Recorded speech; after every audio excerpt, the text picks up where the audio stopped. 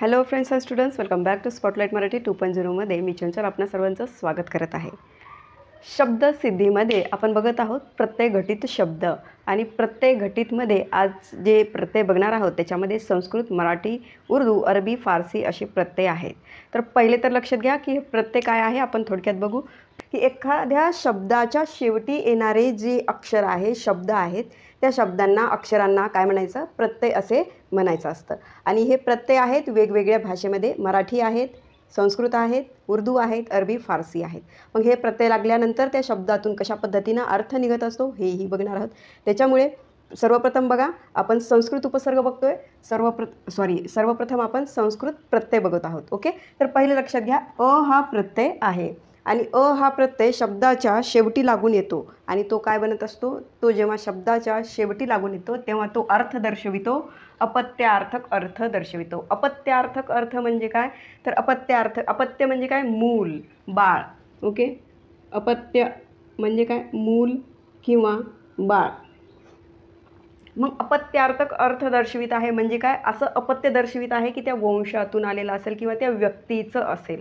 मग असं दर्शविण्यासाठी कोणता प्रत्यय महत्त्वाचा आहे, अ हा प्रत्यय महत्त्वाचा आहे। यामध्ये आपण बघूया जसं की यादव, यादव, राघव, भार्गव, पांडव, सौभद्र। तर लक्षात घ्या या ठिकाणी जो प्रत्यय आहे तो अ पण आहे, शेवटी इथे काय आहे, अ आहे। ओके, इथे शेवटी प्रत्यय काय आहे, अप्रत्यय आहे। आता लक्षात घ्या अपत्यार्थक अर्थ दर्शविण्यासाठी तुम्हाला एक गोष्ट लक्षात आली पाहिजे, यादव, राघव, भार्गव, पांडव, सौभद्र हे काय आहेत, तर लक्ष घ्या यादव, यादवमध्ये जो यदू आहे, यदूला काय लागलेला आहे, अवप्रत्यय लागलेला आहे। ओके, राघव, तर यामध्ये रघुला अवप्रत्यय लागलेला आहे। भार्गव, भृगु हे ऋषी आहेत। ओके, भृगु हे एक ऋषी आहेत, त्या शब्दाला काय लागलेला आहे, प्रत्यय लागला, कशाचा, अवप्रत्यय लागलेला आहे। ओके, पांडव, तर या ठिकाणी पांडू हा एक कोण होता, राजा होता, त्याला काय लागला, इथे अवप्रत्यय लागला।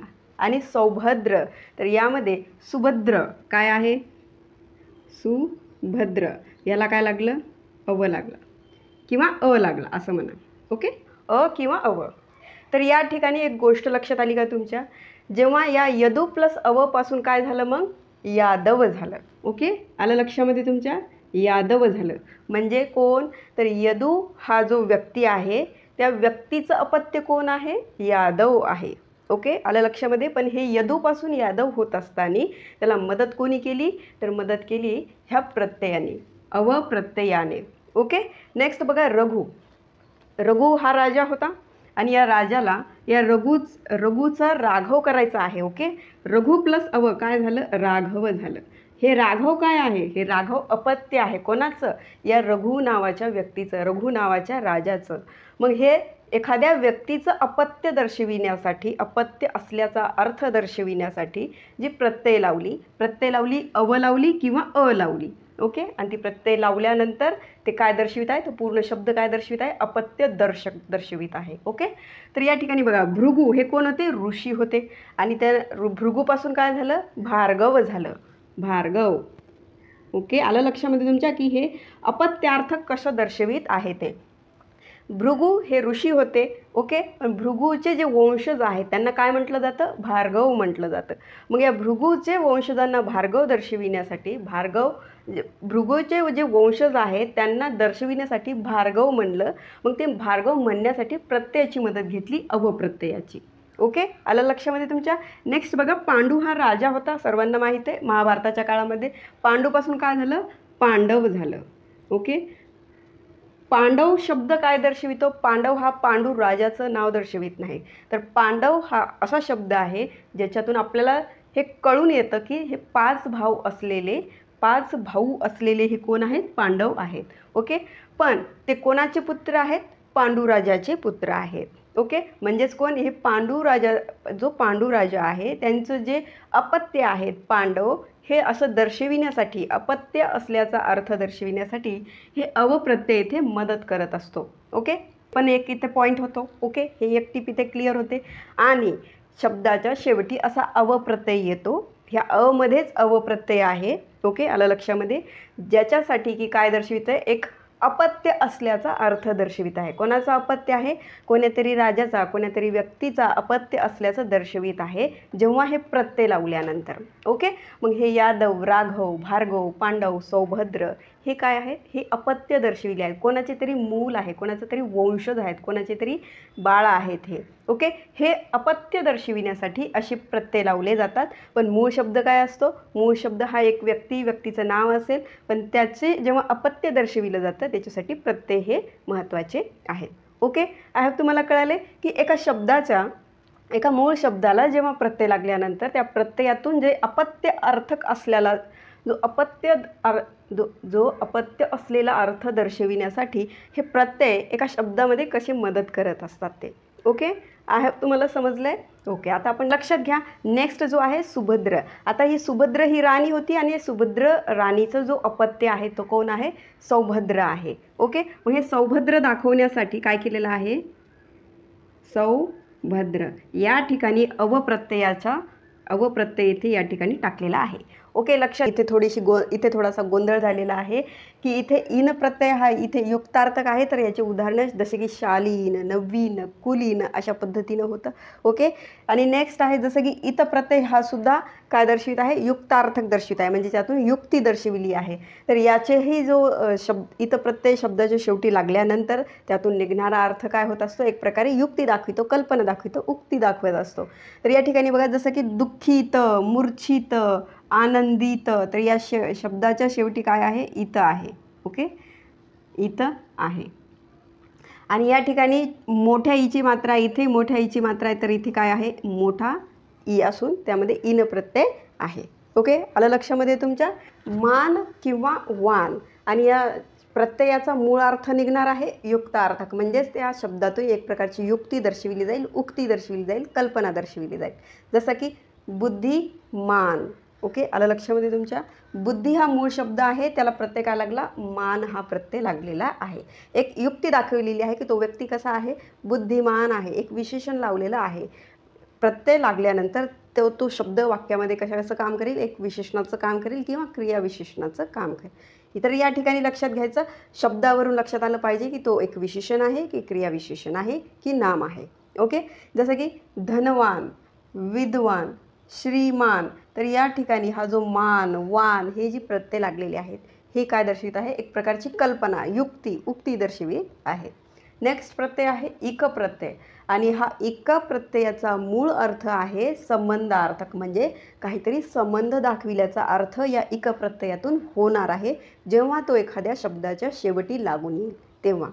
जसं की वाचिक, मानसिक, मासिक, लौकिक, कायिक. तर या शब्दांमध्ये वाच प्लस इक हे दोन शब्द येतात. ओके, वाच प्लस इक हा प्रत्यय येतो, त्याच्यापासून काय झाला? वाचिक झाला. आलं लक्षामध्ये तुमच्या? की यामध्ये तुम्हाला लक्षात आलं पाहिजे की शब्दांची फोड कशी केलेली आहे. वाच प्लस इक.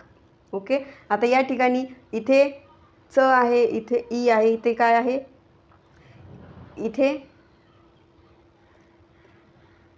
ओके, तर लक्षात घ्या, तुम्हाला इथे संधी करण्याची सुद्धा इथे तुम्हाला इथे या शब्दातून तुम्हाला संधी हा टॉपिकसुद्धा खूप चांगल्या प्रकारे समजू शकतो. वाच प्लस इकमधून काय बनत असतं? वाचिक बनत असतं. ओके, तर लक्षात घ्या, हा इथे ई प्रत्यय असतो, इथे अ प्रत्यय असतो, आणि त्याचं दोघांचं मिळून काय बनणार आहे? अ प्लस ईचं तर ई बनणार आहे. मग इथे छोटाच ई बनणार आहे. मग हे कोणती संधी आहे? स्वरसंधी आहे, त्याच्यातली दीर्घ संधी आहे की गुणसंधी आहे? तर यामध्ये जे संधीचे विविध प्रकार आहेत ते आपल्याला संधीच्या टॉपिकमध्ये पाहायला मिळतात. पण इथे लक्षात घ्या, हे जो शब्द आहे ते तो एका संधी वर्णापासून बनलेला आहे आणि त्याचा विग्रह पण आपल्याला करता आला पाहिजे. हे प्रत्येक घटकामध्ये आपल्यालाही शिकायला मिळतं. ओके, जसं मानसिक. आता मानस प्लस इक. ओके, मानस प्लस इक या दोन शब्दांपासून तयार झाला मानसिक. ओके, नेक्स्ट आहे मासिक. मास प्लस इक. लौकिक. लव प्लस इक. नेक्स्ट आहे कायिक. काय प्लस इक. तर अशा पद्धतीनं हे शब्द तयार होतात जे की इक प्रत्यय लागल्यानंतर या शब्दातून काहीतरी संबंध दाखवल्याचं काम केलं जातं. ओके, नेक्स्ट आहे कीय प्रत्यय. ओके. आणि कीय प्रत्यय याचा सुद्धा अर्थ काय आहे, एक प्रकारे संबंध दाखवण्याचा अर्थ आहे इथे. ओके. जसं की राजकीय, स्वकीय, परकीय. ओके. आलं लक्षामध्ये तुमच्या की एक वाक्यामध्ये दोन शब्दांचा मिश्रणाने एक वाक्य तयार होत आहे आणि त्यातूनही एक प्रकारे आपल्याला संधीसुद्धा शिकायला मिळत आहे. ओके. नेक्स्ट आहे प्रत्यय त्व. आणि या त्व प्रत्ययाचा मूळ अर्थ आहे भावार्थक, भावना दर्शविण्याचं काम केलं जातं या शब्दातून. ओके. तुम्हाला भाववाचक नामं माहीत आहेत. नामाचा एक प्रकार आहे जो भाववाचक नाम आहे आणि त्या भाववाचक नामांमध्ये जे भावना दर्शविणारे प्रत्यय आहेत जसं की त्व, त्वम, इक असे जे प्रत्यय आहेत ती प्रत्यय हे या ठिकाणी इथे पाहायला मिळतात. तर हे त्वसुद्धा काय आहे, एक प्रकारे भावार्थक अर्थ दर्शवितो. तर यामध्ये जसं विद्वत्व, महत्त्व, मुख्यत्व, गुरुत्व, जडत्व, तर हे शब्द वाक्यामध्ये आल्यानंतर त्व प्रत्यय असल्याने त्यात काय होत आहे, त्यातून भाव दर्शविला जात आहे. विद्वत्व म्हणजे काय, एखाद्या व्यक्तीमध्ये किती ज्ञान आहे, योग्य ज्ञान आहे, ज्याचा की त्याला अहंकार नाही आहे, असा व्यक्ती काय असतो, विद्वत्व असतो. महत्त्व, मह प्लस त्व, मुख प्लस त्व, गुरु प्लस त्व, जड प्लस त्व. तर हे अशा पद्धतीनं त्व प्रत्यय लागल्याने या शब्दातून एक प्रकारचे भाव दर्शविला जातो. ओके. तर हे प्रत्यय होते संस्कृत प्रत्यय होते, ज्या प्रत्ययातून आपल्याला त्या विशिष्ट प्रत्ययातून विशिष्ट अर्थ व्यक्त होतो आणि ते प्रत्यय लागल्यानंतर ते प्रत्ययघटित शब्द तयार होत असतात. ओके. तर परीक्षेमध्ये याचा काय उपयोग होणार आहे, तर लक्षात घ्या. आपल्याला एक तर कळालं की संधी टॉपिकचा संबंध याच्याशी कसा संबंधित आहे ते. ओके. आणि नेक्स्ट आहे हे जे प्रत्यय आहेत, हे शब्द जे आहेत, जे प्रत्यय लागून आलेले आहेत ते वाक्यामध्ये 4-4च्या गटात येईल किंवा 5-5च्या गटात येईल. तेही 4 ऑप्शनमध्ये येतील आणि त्यातूनही हे कोणते प्रत्यय आहेत, संस्कृत प्रत्यय आहे, मराठी प्रत्यय आहे की उर्दू फारसी प्रत्यय आहेत, हे तुम्हाला तिथे ओळखायला सांगते. त्यातही योग्य अयोग्य कोणते तेही विचारतील. इवन वाक्यामध्ये 4 ऑप्शनमध्ये वेगवेगळे शब्द दिले जातील आणि उपसर्ग कोणता, प्रत्यय कोणता आहे हे तुम्हाला विचारलं जाईल. त्यामुळे हे पॉईंट्स माहीत असणं गरजेचं आहे की ही जी प्रत्यय आहेत ही प्रत्यय शब्दाच्या शेवटी आली आणि शब्दाच्या शेवटी येऊन त्यातून एक विशिष्ट अर्थ त्या शब्दाने व्यक्त केलेला आहे आणि त्यापासून बनलेले शब्द हे अशा पद्धतीनं प्रत्ययघटित शब्द म्हणून ओळखले जातात. ओके. आय होप तुम्हाला लक्षात आलेलं आहे. तरी यामध्ये काही प्रॉब्लेम असेल, काही समजलं नसेल तर नक्की कमेंट बॉक्समध्ये कमेंट करून सांगा. तुमचा डाऊट नक्की क्लिअर केला जाईल. ओके. आणि आय होप आणि स्किप करू नका, कारण अजून आपल्याला बघायचे आहेत मराठी आणि अरबी फारसी प्रत्यय. ओके. घटितमध्ये असे मराठी प्रत्यय आहेत जे की शब्दाच्या शेवटी लागल्यानंतर त्यातून एक विशिष्ट अर्थ निघत असतो. मग असे मराठी प्रत्यय कोणकोणते आहेत, तर आ, आई, आऊ, आरी, आळू, ई, इक, इत, इव, ऊ, खोर, आवळं, तसेच प, पी, नारा, रा हे मराठी प्रत्यय आहेत. ओके. आणि शब्दाच्या शेवटी लागून येतात, त्याच्यापासून प्रत्येक घटित शब्द तयार होत असतात. ओके. जसं की हा प्रत्यय आहे आणि हा प्रत्यय जेव्हा शब्दाच्या शेवटी येतो तेव्हा त्याच्यातून निघणारा अर्थ आहे की क्रियावाचक असणार आहे. ते असे शब्द असणार आहे ज्याचे की क्रियावाचक नाम असणार आहे. नाम तर आहे पण ते कसं आहे, क्रियावाचक नाम आहे. जसं की फॉर एक्झाम्पल कर, डर, लूट, तूट. तर या शब्दांच्या शेवटी काय आहे, अप्रत्यय आहे आणि या अप्रत्यय आणि हे शब्द कसे आहेत, एक प्रकारे नामासारखं काम करतात. पण नामासारखं काम करत असले तरी ते कसे आहेत, क्रियावाचक आहेत, क्रिया करणारे आहेत, क्रियावाचक नाम आहेत. म्हणून हे अप्रत्यय लागल्यानंतर अशा पद्धतीनं वाक्यामध्ये ते नाम असूनही क्रियावाचक असणार आहे, म्हणजे क्रिया दर्शविणार आहे. तर अशा पद्धतीनं हे प्रत्ययघटित शब्द तयार होत असतो. नेक्स्ट प्रत्यय आहे आ. आणि लक्षात घ्या या आ आणि आई या तिन्ही प्रत्ययाचा अर्थ काय असणार आहे, क्रियावाचक नामे असणार आहे. ओके. म्हणजे त्याच्यापासून असा शब्द असणार आहे जो की नामासारखा असणार आहे आणि वाक्यामध्ये क्रियेसारखं काम करणार आहे. जसं की आता आ प्रत्यय आहे, आ प्रत्ययाचं बघूया. जसं की ठेवा, वेढा, झगडा, पुकारा, ठेचा. तर शब्दाच्या शेवटी आ प्रत्यय आहे. म्हणजे हे शब्द असे आहेत की हे नामासारखं काम करतात पण ते क्रिया दर्शविण्याचं काम करत आहेत. ओके. नेक्स्ट आहे आई प्रत्यय आणि आई प्रत्ययातूनही काय निघत आहे, क्रियावाचक नाम निघत आहे. जसं की गिलाई, खोदाई, सफाई, शिलाई अशा पद्धतीने हे प्रत्ययघटित शब्द तयार होत असतात. लक्षात घ्या हे शब्द असे आहेत की जे मूळ शब्द आणि प्रत्यय या 2 घटकांपासून बनलेला एक शब्द आहे. तर या शब्दांमध्ये जेव्हा आपण फोड करतो तर लक्षात येईल की एक संधी कशा पद्धतीने होते आणि संधी होऊन त्या दोन शब्दांचं एकत्रीकरण कसं होत असतं, म्हणजे ती दोन शब्दांची संधी कशी होत असते ते. ओके. नेक्स्ट प्रत्यय आहे आऊ, आणि आऊ प्रत्ययातून निघणारा मूळ अर्थ आहे योग्यता वाचक. तर जसं की शिकाऊ, टाकाऊ, जळाऊ, तर या आऊ प्रत्यय लागल्याने त्या शब्दातून एक प्रकारची योग्यता दर्शविली जाईल. ओके. जसं की शिक प्लस आऊ, टाक प्लस आऊ, जळ प्लस आऊ, तर हे असे प्रत्यय जे विग्रह केला जातो आणि विग्रहातून जेव्हा त्यांचं एकत्रीकरण केलं जातं तेव्हा त्याची संधी केली जाते. ओके. नेक्स्ट प्रत्यय आहे आरी, आणि आरी प्रत्ययातून एक प्रकारे कर्तवाचक निघणार आहे. कर्तवाचक म्हणजे कर्ता म्हणजे काय, कर्ता. कर्ता म्हणजे काय, वाक्यामध्ये क्रिया करणारा जो असतो तो कर्ता असतो. ओके. मग असे शब्द आहेत जे की वाक्यामध्ये प्रत्यय लागून येणार आहेत, आरी प्रत्यय लागून येणार आहेत, आणि ते शब्द वाक्यामध्ये कर्तवाचक असणार आहेत, म्हणजेच कर्त्याची भूमिका निभवणारे असणार आहेत. म्हणजे ते वाक्यामध्ये क्रिया करणारे असलेले, क्रिया करणारे कोण आहे, ते कर्ता आहेत. ओके. फॉर एक्झाम्पल, पूज प्लस आरी पुजारी, रंग प्लस आरी रंगारी, पिंज प्लस आरी पिंजारी. तर लक्षात घ्या, पुजारी, रंगारी, पिंजारी हे काय आहेत, हे कर्ता आहेत, कर्ता आहेत, करणारे आहेत. ओके. पुजारी काय आहेत, पुजारी हे पूजा करणारे आहेत मंदिरामध्ये. रंगारी कोण आहे, रंग देणारा आहे. ओके. पण पुजारी, रंगारी हे कोण आहेत, करणारे आहेत, कर्ता आहेत. ते वाक्यामध्ये क्रिया करणारे कोण आहेत, कर्ता आहेत. आणि वाक्यामध्ये असे आरी प्रत्यय लागल्यानंतर त्या शब्दातून एक प्रकारे कर्तवाचक अर्थ निघणार आहे. ओके. म्हणजे तो शब्द काय असणार आहे, एक प्रकारचे कर्ता असणार आहे. ओके. नेक्स्ट प्रत्यय आहे आळू, आणि आळू प्रत्ययाचा मूळ अर्थ आहे विशेषण. जसं की शब्दामध्ये लाज प्लस आळू, विसर प्लस आळू, माय प्लस आळू, झोप प्लस आळू. तर लाजणे, विसरणे, माया करणे, झोपणे हे एक प्रकारे क्रिया दर्शविणारे शब्द आहेत. ओके. लक्षात आलं तुमच्या, हे क्रिया दर्शविणारे शब्द आहेत. लाजणे ही क्रिया दर्शविण्याचं आहे, विसरणे, मायेने, झोपणे हे क्रिया दर्शविणारे शब्द आहेत. पण यामध्ये या शब्दातून काय होत आहे, एक विशेषण रूप तयार होत आहे.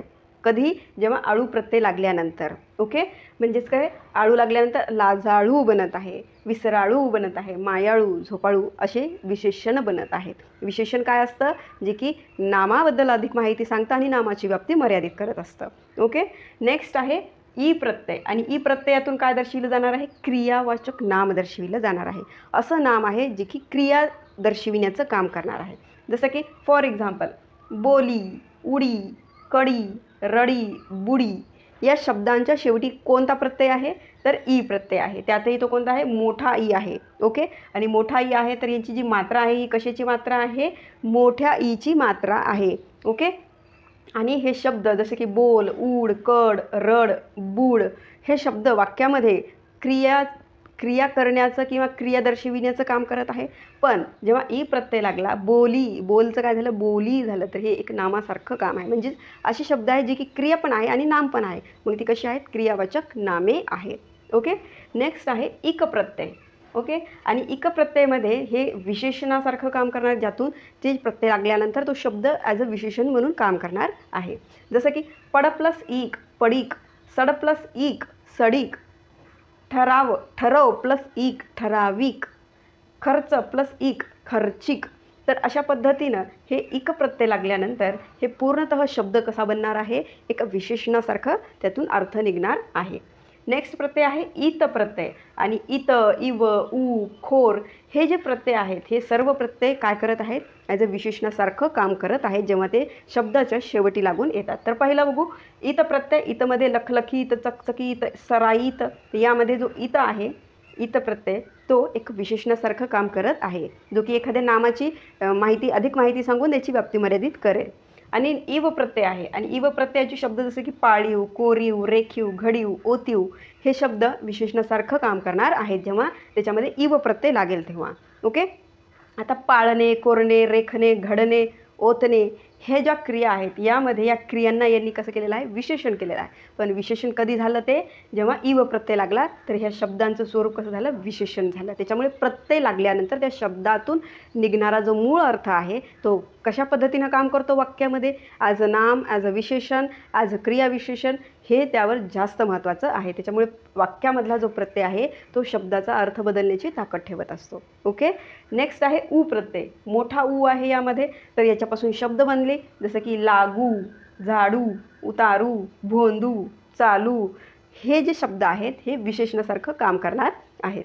नेक्स्ट आहे खोर हा प्रत्यय, ज्याच्यापासून की बनणार चिडखोर, भांडखोर अशी शब्द बनणार आहेत, जे की एकतर क्रियाविशेषणाचा काम करतील नाहीतर विशेषणाचं काम करतील. ओके. नेक्स्ट प्रत्यय आहे आवळ, आणि हे एक प्रकारे क्रियेचं मोल दाखवित असतात, ज्याच्यामध्ये की खानावळ, धुनावळ, दळणावळ. तर लक्षात घ्या, खानावळमध्ये खाणे ही काय क्रिया आहे, धुनावळमध्ये धुणे ही क्रिया आहे, दळणावळमध्ये काय आहे, दळणे ही क्रिया आहे. तर यामध्ये जे प्रत्यय लागला आवळ, त्याच्यापासून काय झालं, खानावळ, धुनावळ आणि दळणावळ. तर या प्रत्ययानं काय केलेलं आहे, त्या क्रियेचं मोल दर्शविलेलं आहे. ओके. आय होप तुम्हाला हे लक्षात आलं. यामध्ये काही पॉईंट असेल तर, यामध्ये काही पॉईंट समजला नसेल, काही डाऊट असेल तर नक्की आपल्या कमेंट बॉक्समध्ये कमेंट करून सांगा. आवडलं तर नक्की लाईक शेअर करा, चॅनलवर नवीन असेल तर सबस्क्राईब करा. ओके. नेक्स्ट प्रत्यय बघू, जसे की प प्रत्यय आहे. या प मध्ये काय आहे, पचं हा प प्रत्यय लागल्यानंतर, हा प प्रत्यय शब्दाच्या शेवटी लागल्यानंतर तो क्रियावाचक असणार, जसं की वाढप. तर वाढणे ही एक क्रिया आहे, त्याच्यामध्ये हा प लागला वाढप, तर या वाढप शब्दातून एक प्रकारे क्रिया दर्शविण्याचं काम होत आहे. त्याचनंतर त्यानंतर जो पी हा प्रत्यय आहे तो पण काय दर्शित आहे, एक प्रकारे कर्तवाचक दर्शित आहे. कर्त काय असतं आपण अगोदर बघितलं. कर्त म्हणजे काय, तर एक प्रकारे वाक्यामध्ये क्रिया करणारा कोण असतो, कर्त असतो, कर्ता असतो. मग असा जो पी प्रत्यय लागल्यानंतर हा वाढप काय बनत असतो, वाढपी बनत असतो. काय बनत असतो, वाढपी. ओके. वाढप काय झाला, क्रियावाचक झाला. वाढपी काय झाला, कर्तवाचक झाला. ओके. क्रिया झाली ही, पण करणारा कोण आहे, वाढपी आहे. वाढप ही क्रिया, वाढपी हा कर्ता. ओके. कर्त. ओके. तर आलं लक्षामध्ये की पी प्रत्यय लागल्यानंतर कर्तवाचक शब्द कसा तयार होत होते, जसं की कांडपी. तर या ठिकाणी या शब्दातून केवळ क्रियाच नाही तर तो क्रिया करणारा कर्तासुद्धा दर्शविला जातो, म्हणून हे शब्द कसे आहेत, कर्तवाचक शब्द आहेत. ओके. नेक्स्ट आहे नारा हे प्रत्यय, आणि नारा प्रत्यय काय आहेत, कर्तवाचक विशेषणे आहेत. आता कर्तवाचक विशेषणे म्हणजे काय, कर्त म्हणजे काय, कर्ता. विशेषण म्हणजे काय, त्या नामाबद्दल विशेष माहिती सांगणारा शब्द. मग असे शब्द आहेत जो की क्रिया करणाराही आहे आणि त्याच्याबद्दल विशेषणसुद्धा आहे, म्हणजे त्या नामाची अधिक माहिती सांगणारा सुद्धा शब्द आहे. म्हणजे तो कर्त्याबद्दल काय आहे, कर्ता कोण आहे बघा, हा एक XYZ कर्ता आहे. या कर्ताला हाच कर्ता काय आहे, करणारा आहे, क्रिया करणारा आहे. ओके. क्रिया करणारा कोण आहे, हा कर्त आहे. ओके. आणि विशेषण पण काय आहे, विशेषण वाक्यामध्ये हा जो कर्ता आहे हे ॲज अ विशेषण म्हणून सुद्धा आहे, म्हणजे तो क्रिया करणारा कोण आहे, कर्ता आहे, आणि ते करणाऱ्याबद्दल जी माहिती सांगितली जाते ते विशेषण आहे. मग हे दोन्हीचं स्वरूप कोण आहे, हा कर्ता आहे. ओके. आय होप लक्षात आलं तुमच्या. तर नारा प्रत्यय लागल्यानंतर त्या शब्दाचं स्वरूप कसं बनणार आहे, कर्तवाचक विशेषण बनणार आहे. म्हणजे क्रिया करणारा कोण, क्रिया करणारा कर्ता हे काय आहे, कर्ता पण आहे, कर्ता आहे आणि विशेषणसुद्धा आहे. जसं की बोलणारा, नाचणारा, पिणारा, खाणारा, गाणारा, हे जे क्रिया दर्शविणारे शब्द आहेत, तर यातून जो करणारा कोण आहे, करणारा, बोलणारा, जो व्यक्ती बोलत आहे तो बोलणारा आहे. ओके. तोच कर्ता आहे आणि त्याचं विशेषण आहे की तो बोलणारा आहे. ओके. ह्या नारा शब्दाने त्याचं काय केलेलं आहे, विशेषण वाढवलेलं आहे, त्या कर्त्याचं विशेषण वाढवलेलं आहे. ओके. आय होप लक्षात आलं तुमच्या, मी काय सांगण्याचा प्रयत्न करत आहे ते. ओके. नेक्स्ट प्रत्यय आहे रा प्रत्यय, आणि रा प्रत्यय लागल्यानंतर एक प्रकारे युक्तार्थक त्यातून अर्थ निघत असतो, युक्ती, उक्ती अर्थ दर्शविला जातो. जसं की कापरा, नाचरा, हसरा, दुखरा. तर यामध्ये एक तर नाम असेल, विशेषण असेल, तो शब्दाच्या कोणतेही नाव शब्द असेल त्याच्या शेवटी काय असेल, रा असेल, ज्याच्यातून की युक्ती दर्शविली जाणार आहे. कापरा, कापणे, कापरा, नाचणे, नाचरा, हसणे, हसरा, दुखणे, दुखरा. तर असे शब्द आहेत ज्याच्यातून की काय होणार आहे, असे विशेषण शब्द आहेत, पण ते कसे आहेत, ते प्रत्यय लागल्यानंतर एक प्रकारे युक्ती, कल्पना दाखवलेली आहे की ते दुखणारे जे आहे तो दुखरा व्यक्ती आहे, हसरा व्यक्ती आहे, तो नाचणारा व्यक्ती आहे तर तो नाचरा आहे, कापरा आहे, तो कापणारा आहे, तो कापरा आहे. तर अशा पद्धतीने एक प्रकारे युक्ती, कल्पना दाखवलेली आहे त्या प्रत्यय लागल्याने. ओके. तर आय होप तुम्हाला समजलं आहे. खूप सोप्या पद्धतीने सांगण्याचा प्रयत्न केलेला आहे. तरीही तुम्हाला काही समजलं नसेल, डाऊट असेल तर नक्की आपल्या कमेंट बॉक्समध्ये कमेंट करून सांगा. तो डाऊट तुमचा नक्की क्लिअर केला जाईल. ओके.